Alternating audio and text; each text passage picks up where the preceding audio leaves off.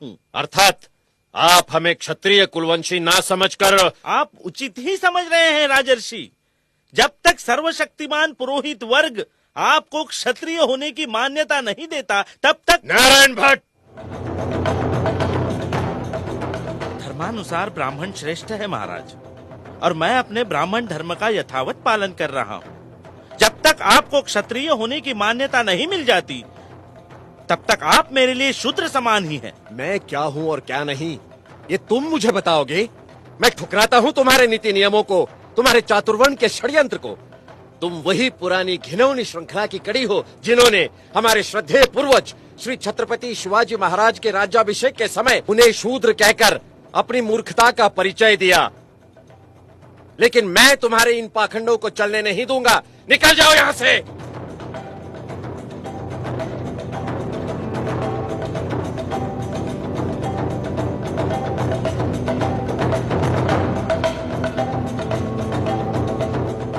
जहां राजा के साथ इस तरह का व्यवहार होता है तो सामान्य जनों का क्या? मुझे ही कुछ करना होगा।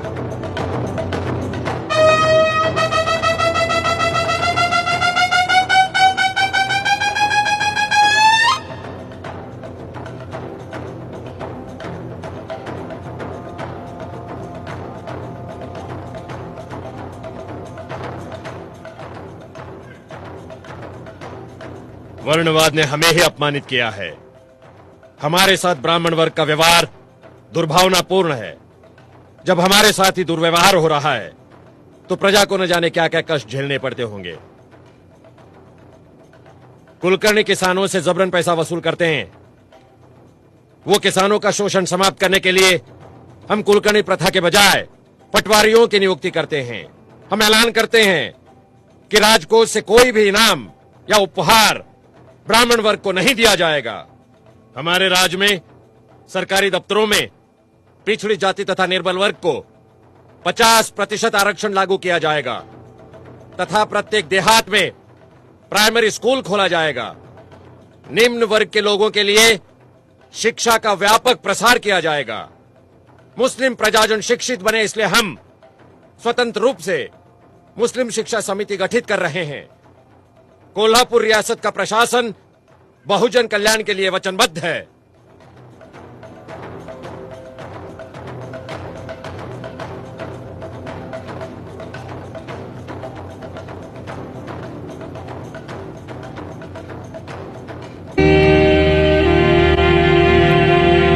स्वशासन ये एक महार का उतना ही जन्मसिद्ध अधिकार है जितना कि एक ब्राह्मण का, और जब तक इस विचार भाव का स्वीकार नहीं होता हिंदुस्तान को स्वशासन मिलने की संभावना नहीं।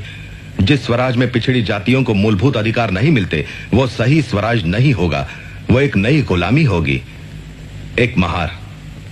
ओह, कितना प्रभावशाली विधान है। दीवान साहब, आप जानते हैं इस पत्र का अनामक लेखक कौन है? नहीं your highness. Doctor Ambedkar. Dattoba Pawar ने मुझे बताया। डॉक्टर अंबेडकर एक पाक्षिक पत्रिका शुरू कर रहे हैं और उन्हें कुछ मदद की जरूरत है। हाँ योर हाइनेस, मैं मानता हूँ कि आप वर्ण व्यवस्था की अनिष्ट प्रथा को मिटाने और नीची जाति वालों को ब्राह्मणों और पुजारियों के अन्याय से मुक्त कराने की जो कोशिश कर रहे हैं वो है तो बहुत साहसपूर्ण। फिर भी हमें जल्दबाजी नहीं करनी चाहिए। नहीं दीवान साहब, हमें हर तरह से डॉक्टर अंबेडकर का उत्साह बढ़ाना चाहिए, हर तरह से। हम मदद करेंगे उनके पाक्षिक मूक नायक की। मूक नायक, वंचित जगत का नायक। किती किती सांगू तुला, किती किती सांगू तुला ग, किती किती सांगू तुला ग, किती किती शिवतरकर लिखो। हिंदुस्तान भेदभाव का घर है। हिंदू समाज कई मंजिली इमारत जैसा है जिसमें ना तो दरवाजे हैं और ना ही सीढ़ियां। जो जिस मंजिल पर पैदा हुआ है उसे उसी मंजिल पर मरना है।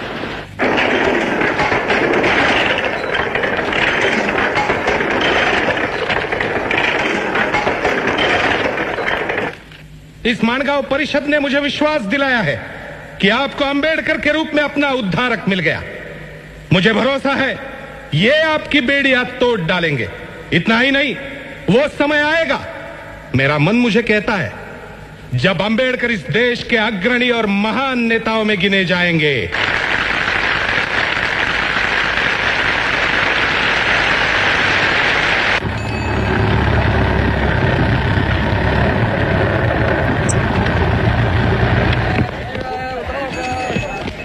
अंबेडकर, ओ अंबेडकर, रमा, कौन हो सकता है? ओ अंबेडकर।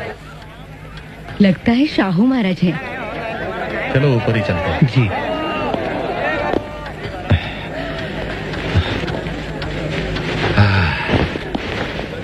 नमस्ते महाराज, बैठिए। अंबेडकर। हाँ, एक कप तुम्हारी स्पेशल चाय मिलेगी बहन रमाबाई। रामू, चाय। ये बात बिल्कुल सच है कि हर महान आदमी के पीछे एक स्त्री होती है, रमा बहन जैसी। तुम भाग्यशाली हो अंबेडकर। हाँ, हाँ, पढ़ाई के लिए लंदन जा रहे हो ना? मेरी छोटी सी भेंट, खोलिए उसे। धन्यवाद। बहुत अच्छे। तो चले, मूकना कॉफी जो जाना है।